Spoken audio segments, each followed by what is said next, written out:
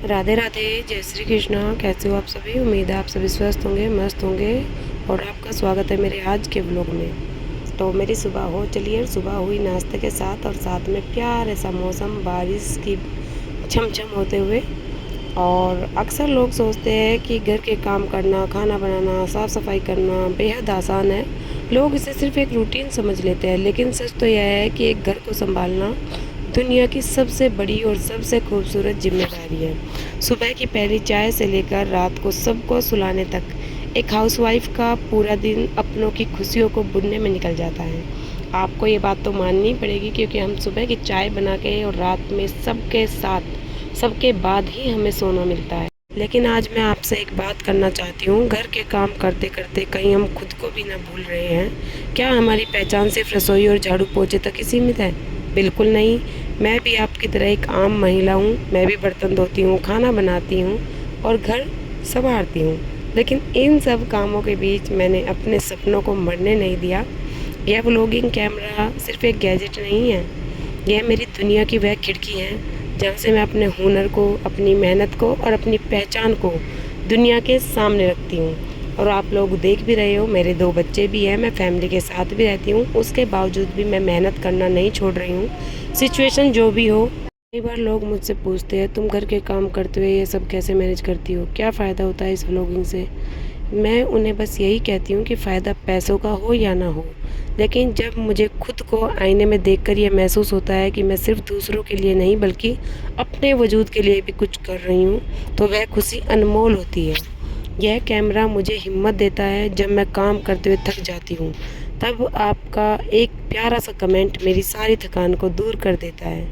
तो मैं उन सभी बहनों और सखियों से कहना चाहती हूँ जो घर पर रहकर कुछ करना चाहती हैं, कभी यह मत सोचिए कि आप सिर्फ एक होम मेकर हैं। आप इस घर की रीढ़ की हड्डी हैं। अगर आप में कोई हुनर है, अगर आपके पास कोई सपना है, तो उसे बाहर निकालिए। चाहे वो खाना बनाना हो, सिलाई कढ़ाई हो, लिखना हो या व्लॉगिंग करना ही क्यों ना हो, शुरुआत कीजिए, चाहे छोटे स्तर से ही सही। क्योंकि वक्त कभी किसी के लिए रुकता नहीं है और ना ही परिस्थितियाँ कभी पूरी तरह हमारे अनुकूल होगी। हमें इसी रोज़मर्रा की कामों के बीच से अपने लिए रास्ता बनाना होगा। काम भी करेंगे, परिवार को भी संभालेंगे और अपने सपनों को भी, उड़ान को भी कम नहीं होने देंगे। सपना देखना आसान है, लेकिन उसे पूरा करने के लिए थोड़ी सी तो मेहनत आपको करनी पड़ेगी। और हम लेडीज़ जब इतनी हिम्मत रखती हैं, बच्चे पालते हैं, घर संभालते हैं, खाना बनाते हैं, कपड़े धोते हैं, इतना कुछ करते हैं, तो क्या हम अपने सपनों के लिए थोड़ी सी मेहनत नहीं कर सकते हैं? बिल्कुल कर सकते हैं। तो मैं तो यही कहूँगी, जिसका जो सपना है उसे पूरे करने की कोशिश करिए। लोगों का काम है आपको ताने मारना, आपकी हंसी उड़ाना, मजाक लेना, लेकिन उससे हमें कोई फ़र्क नहीं पड़ना चाहिए, क्योंकि हम लोगों के लिए नहीं, अपने लिए जीते हैं और हमें अपने लिए ही जीना चाहिए। तो देखिए, जैसे कि मेरा काम करने का तरीका है, मैंने अपने भजन चलाए हुए हैं और मेरी डस्टिंग हो रही है। एक दिन की बीमारी ने पूरे घर को अस्त व्यस्त कर दिया है। इतना गंदा हो जाता ना, एक गृहिणी अगर एक दिन लेट जाए ना, तो ये मानो कि उस घर का पूरा काम थम सी जाता है। तो उसे चालू करने के लिए नेक्स्ट डे बहुत मेहनत करनी पड़ती है। तो मैंने अच्छे से पूरे घर को कर दूँगी बिल्कुल क्लीन, ताकि मुझे भी पॉजिटिव वाइब्स आए। कोई भी काम एकदम से नहीं होता है, उसके लिए समय लगता है, धीरे धीरे, चाहे वो घर मैनेज करना हो, चाहे कोई भी काम करना हो। और पता है, कोई भी गैजेट या कोई भी होम के लिए हम बास्केट या कोई भी हम कंटेनर, ये हमारे घर को नहीं सजाते हैं।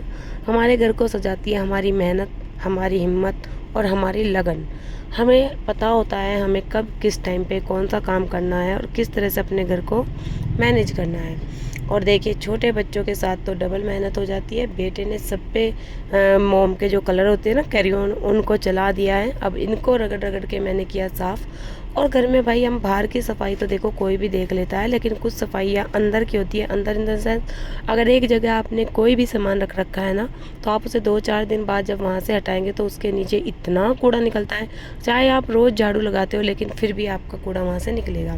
तो ऐसा ही सलमीरा के पीछे हो रहा था।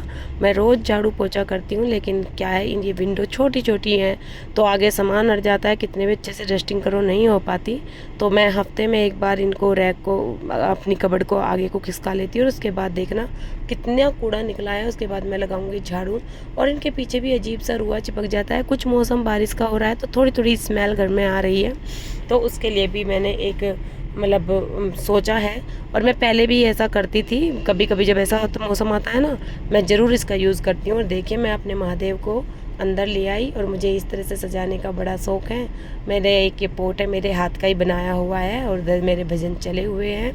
और इनके साथ ही मेरा काम आसान होता है, बोरिंग नहीं लगता है, अच्छे से मेरा काम हो जाता है। माधव को मैंने दूध का भोग लगाया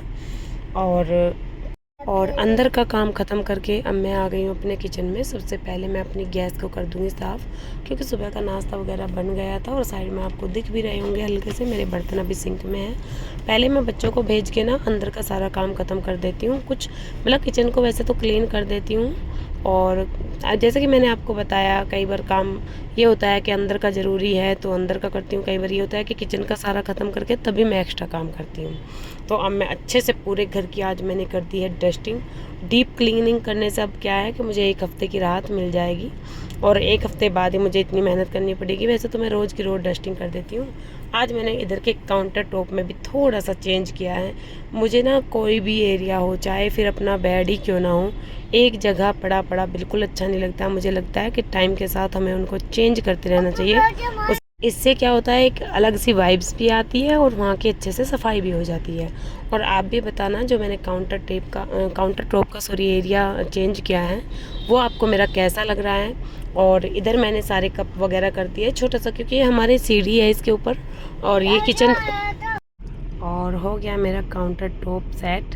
कई बार ना कंफ्यूज हो जाते हैं कौन सी चीज़ कहाँ पे रखें, तो बड़ा आप सभी कमेंट में ज़रूर बताइएगा कि मेरे आइडिया आपको कैसे लगते हैं। जो भी मैं छोटा मोटा DIY करती हूँ या डेकोरेशन करती हूँ उसके लिए प्लीज़ कमेंट ज़रूर करिएगा।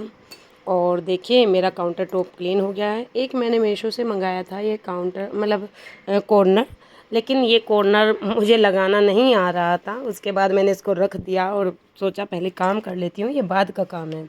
क्योंकि ऐसे ऐसे काम फ्री टाइम में करने में ज़्यादा अच्छे रहते हैं, क्योंकि फिर बीच का ना काम छूट जाता है। तो इधर मैं पहले दूध को गर्म होना रख दूँगी। और वो मैंने सिर्फ किस पर्पज़ से मंगाया था, पहले मैंने सोचा था क्यों ना उसका मैं कोई DIY करूँगी, मतलब उस पर कोई डेकोरेशन का सामान रखूँगी या वो रखूँगी, लेकिन नहीं। बाद में मैंने सोचा मेरे माधव के बर्तन जो है सबके साथ रखे जाते हैं, और जबकि हमें पूजा के जो भी बर्तन होते हैं, सामान होता है, हम हमेशा ही अलग रखते हैं। तो उसके लिए ही मैंने इसकी व्यवस्था करी है।